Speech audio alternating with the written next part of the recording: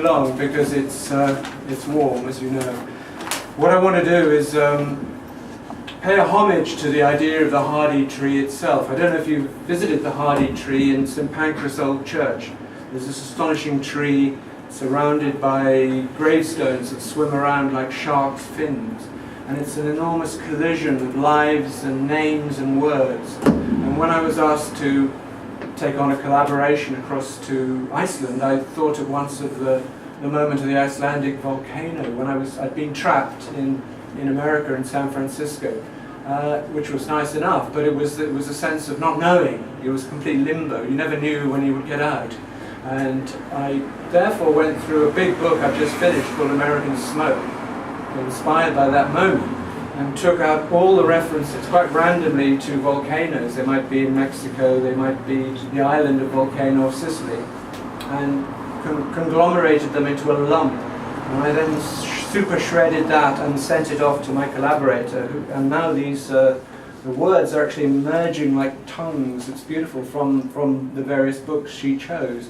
So I'm just going to take the essence, the alchemy of taking these extracts about volcanoes and reducing it into just 3 panels, which I'll go at fairly quickly so to allow you out. The first one is called Flights Cancelled. German collected from another hotel confirmed the worst. Haldor is here, ready for the voyage. A volcano in Iceland has erupted, throwing up dust clouds and leaving the travel industry in a state of confusion and panic. The wind is fair. The time come to settle your debt. 3 months, said one.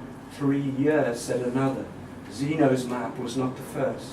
Fishermen have a reputation for tall tales. Final word is profit. No compensation, no beds. They made their escape to the open sea. 5 rooms left. Tempest abating. They discovered an island called Estotiland, flying far to the westwards, more than 1,000 miles from Friesland.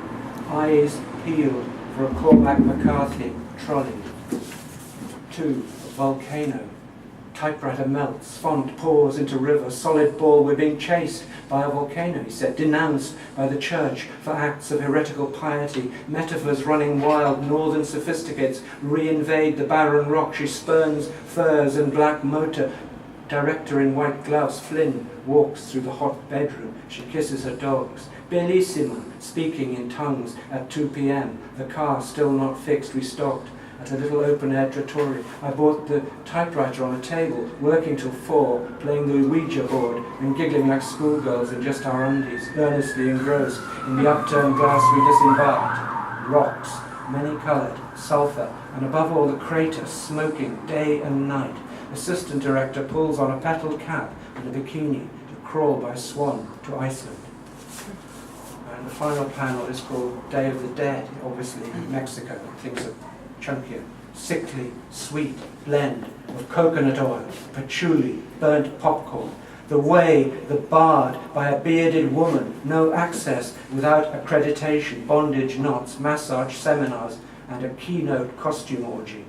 Striking out in July 1960 to walk from Mexico City to New York, carrying 2.5 pounds of marijuana wrapped in silk and lashed to his waist, religious wanderer in hobo mask, confessor. The mathematics of catastrophe. Maya plus Los Alamos Pyramid plus black smoke plus total eclipse. Do they have ruins in Guatemala? It's all ruins, sitting in damp underwear, green place, red death. Perhaps the sensation of writing was related to a half-memory that seemed to come to the surface, as if indeed he were writing this down, or somebody else was writing it through him. Thank you.